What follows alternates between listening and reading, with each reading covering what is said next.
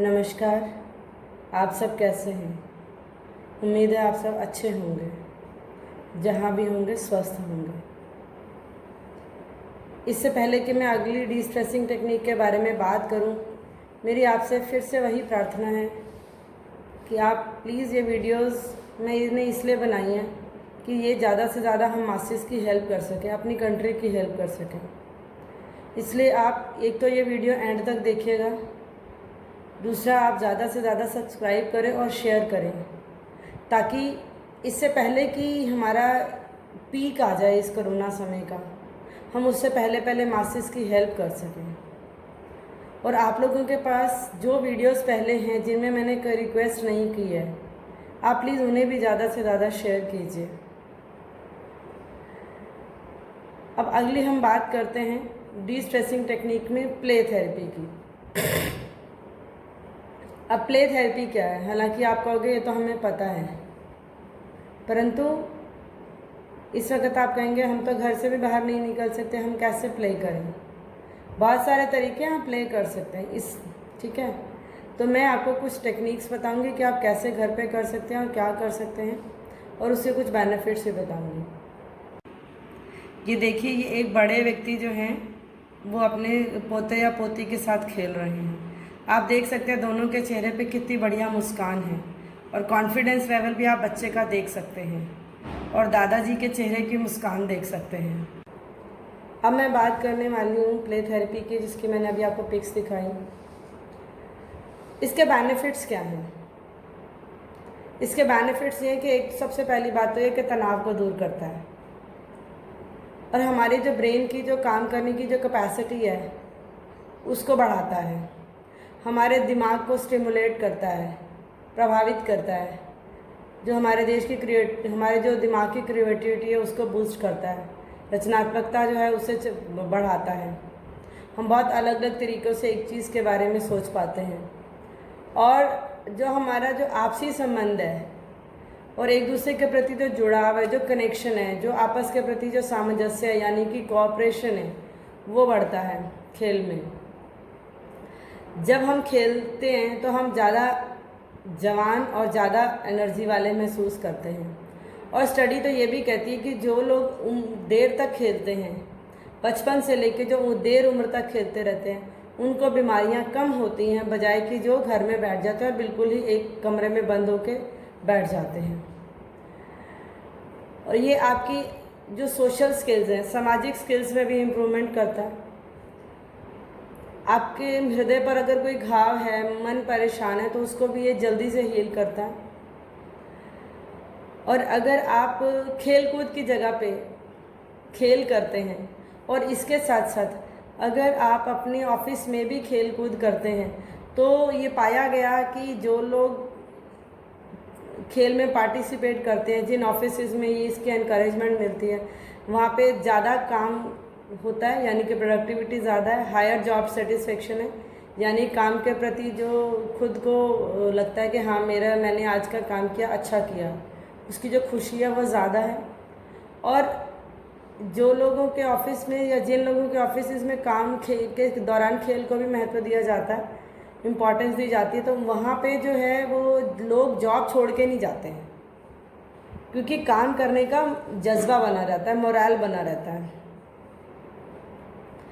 अब अगली बात आती है कि आप बच्चों के साथ खेलिए, ठीक है। तो बिल्कुल जो छोटे बच्चे हैं उनके साथ आप उनको ज़मीन पे लेके खेलिए।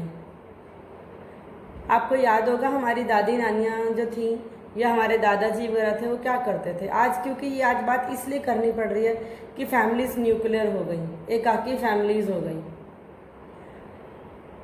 और जब हमारी फैमिलीज इकट्ठी रहती थी तो तब बच्चे भी खेल लेते थे, दादा नानी भी खेल लेते थे, और माएँ भी काम कर लेती थी। तो क्योंकि इस वक्त न्यूक्लियर फैमिली है तो ये समस्याएं आई हैं, इसलिए आज इसके ऊपर बात करनी ज़रूरी हो गई। बच्चों को छोटे बच्चे हैं तो उनको ज़मीन पर लेके खेलिए, ठीक है। आपको याद होगा हमारी नानी माँ जो थी वो हमारे अपने घुटनों पे लेके झूठे माइयाँ करती थी, मतलब अपने घुटनों पर अपने बच्चे को लिटा के खिलाती थी, फिर वो बच्चे को रोल कराते थे, ठीक है, मिट्टी में खेलने दिया जाता था बच्चों को, वो सब बिल्कुल गायब ही होता चला जा रहा है, क्योंकि माँ बाप के पास तो समय ही नहीं है। उन्होंने तो ऑफिस में जाना है पैसा कमाने के लिए। दादा दादी नाना नानी की तो सेवा करनी नहीं, इसलिए उनका तो कोई मतलब ही नहीं परिवार में। तो बच्चे क्या हो गए, अकेले पड़ गए। तो आप बच्चे के साथ खेलिए, और जब जो बच्चे के लिए जो है वो जो खेल है वो बहुत ज़्यादा ज़रूरी है, उसकी सोशल यानी कि सामाजिक, इमोशनल यानी कि दिमागी तौर पे जो उसकी भावनात्मक जो स्थिति है, जो उसकी सीखने की जो स्किल है, या उसकी शरीर की जो स्किल है, फिज़िकल स्किल है, वो इम्प्रूव करती है। ठीक है, ये बिल्कुल भी वेस्ट ऑफ टाइम नहीं है। एक्चुअली में खेल खेल में बच्चा जितना सीखता है उतना वो आपके डांट डपट करने से और हाथ में कॉपी पेन पकड़ाने से नहीं सीखता। फिर और जब बच्चा खेलता है तो माँ बाप के जो आपस के जो रिलेशनशिप है ना, वो बहुत ज़्यादा क्लोज हो जाते हैं और बहुत ज़्यादा स्ट्रांग हो जाते हैं। इसके बाद अगली बात आती है कि बच्चे के साथ हम खेलें कैसे। पहली बात तो यह कि बच्चे के साथ अपना एक रेगुलर प्ले टाइम बना लो। या तो आप रात को सोने से पहले का बना लीजिए कि आप 8 बजे से पहले भोजन कर लीजिए, 8:30 पौने 9 तक रसोई समेट ली, और आधे घंटे में नेक्स्ट डे की तैयारी कर ली। अब 9 से 10 जो है वो पूरी तरह खेल का समय हो गया, तो पूरा परिवार मिल के खेले। और सबसे इम्पॉर्टेंट, आप अपना टीवी, अपना मोबाइल, अपनी सभी चीज़ें को अलग रख दीजिए, और फिर उसके बच्चे को पूरी अनडिवाइडेड अटेंशन दीजिए। उस वक़्त आपके लिए भी रिजुविनेशन होगा, बच्चे के लिए भी रिजुविनेशन होगा। ठीक है, और अगर आप अपना लैपटॉप, मोबाइल, टीवी से बंद करके बच्चे के साथ खेलते हैं तो बच्चे को स्पेशल भी लगता है।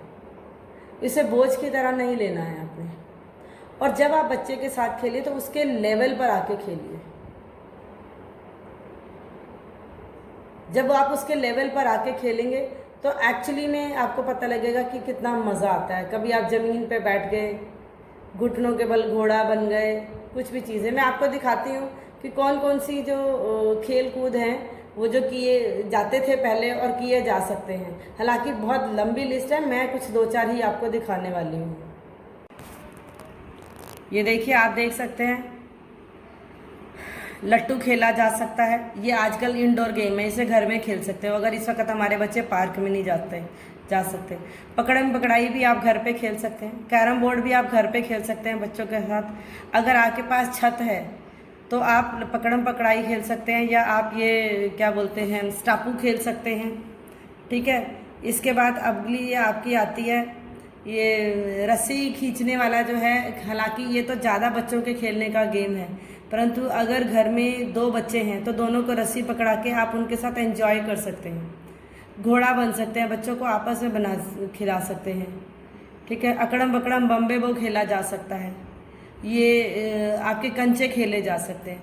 मैंने जानबूझ के गांव के वो लिए हैं, खेल लिए हैं, ताकि आप देख पाएँ कि बिना किसी सामान के भी खेल खेले जा सकते हैं। हमें लगता है कि क्रिकेट ही हो सकता है या कुछ भी। हम छोटे थे तो कोई सामान, कोई खिलौने नहीं होते थे, परंतु फिर भी हम खेल लेते थे। तो क्योंकि अब आप लोग पार्कों में नहीं जा सकते हैं तो घरों में ये सारे खेल खेले जा सकते हैं। थोड़ा आपको इनोवेटिव होना पड़ेगा, और जब तक बच्चा एक खेल में मास्टरी ना कर ले तब तक आप उसको रिपीट करते रहें। और जब बच्चा हमको मास्टरी हो जाएगी तो बच्चा खुद से कहेगा आपसे, आज कोई और खेल खेले ना, तो इसका मतलब है अब उसको उस स्किल पे आपकी मास्टरी आ गई है। और जब आप बच्चे के साथ खेलें, शुरू में उसको बताइए और फिर बाद में उसको लीड करने दें। खुद जानबूझ के गलतियां करें ताकि बच्चे को कॉन्फिडेंस लेवल आए। आप कहोगे कि ये तो सिर्फ बच्चे के लिए हो गया, आप करेंगे तो आपको भी मज़ा आएगा, आपको भी बहुत रिजुविनेशन लगेगा, आपको भी बहुत ताजगी और मज़ा आएगा। ठीक है, और अगर मान लो किसी गेम के लिए बच्चा नहीं तैयार है तो ज़बरदस्ती नहीं करो कि जी यही खेलना है, क्योंकि आपके पास समय नहीं है, क्योंकि आप नहीं करना चाहते। आप प्लान कीजिए अपने घर में। ठीक है, अगर आप अपने बच्चे को कोई नई चीज़ सिखाना चाहते हो तो आप पहले बच्चे को करके दिखाओ, फिर उसे बोलो अच्छा अब तुम करके दिखाओ, मैं देखता हूँ। ठीक है, और छोटी छोटी बातों पे, छोटे छोटे स्टेप्स पे उसकी ताली बजाइए, उसको इनकरेज करना सीखिए। आपको खुद को भी एक्यूप्रेशर मिलेगा, खुद को भी मज़ा आएगा, आपका भी समय अच्छा कटेगा। आप कहोगे जी हमारे पास तो समय ही नहीं है, हम अच्छा कटने की तो बात छोड़िए। देखिए प्ले तो एक थेरेपी है, आपको करना ही पड़ेगा, you don't have any option. ये ऐसा नहीं कि चावल नहीं है तो हमने रोटी खा ली, प्ले का कोई ऑप्शन नहीं है। मैं जितनी डी स्ट्रेसिंग टेक्निक्स बताई हैं अभी तक, इनका आपस में कोई भी ऑप्शन नहीं है, सब मस्ट है। और इम्पॉर्टेंटली कि आप बच्चों के साथ जो खेलें उनकी उम्र के हिसाब से खेलें। और सबसे इम्पॉर्टेंट बात है कि ना तो बहुत ज़्यादा मुश्किल हो ना बहुत ज़्यादा आसान हो, नहीं तो बच्चा जो है ना उसका इंटरेस्ट ख़त्म हो जाएगा। ठीक है। और हाँ, सेफ्टी पहले ध्यान रखनी है कि आप सेफ्टी का ध्यान रखें, नहीं तो क्योंकि अगर बच्चा अनसेफ हो गया तो आपका भी मूड ख़राब हो जाएगा और बच्चा भी हर्ट हो जाएगा, उसका कॉन्फिडेंस लेवल नीचे हो जाएगा। हमने उसका कॉन्फिडेंस लेवल नहीं करना, हमें उससे इनकरेज करना, बेटा तुम कर सकते हो, आई नो, देखो मैं कर सकता हूँ, तुम भी कर सकता हूँ। ठीक है। और जब हम हंसते हैं खेल कूद में, जब हम ताली बजाते हैं, तो एक्चुअली में जो हमें बहुत ज़्यादा जो हमारे को डिसअपॉइंटमेंट्स हैं, लॉस हैं, जो परेशानियां हैं, वो एक्चुअली में हमें बहुत ज़्यादा कम लग जाती है, हमें आसानी हो जाती है, हम उस टाइम को आसानी से पार कर पाते हैं। अब ये कोरोना का समय है, बहुतों के धंधे बंद है, बहुतों को परेशानियां हैं, बहुत लोगों की दुकानें खुली हैं परंतु ग्राहक नहीं आ रहे, तो ये स्ट्रेस तो है। तो इसके लिए कोई बाहर वाला तो आएगा नहीं, करना तो हमें ही है। तो ये सारी टेक्निक अगर आप अपनाओगे तो आपको मज़ा आएगा।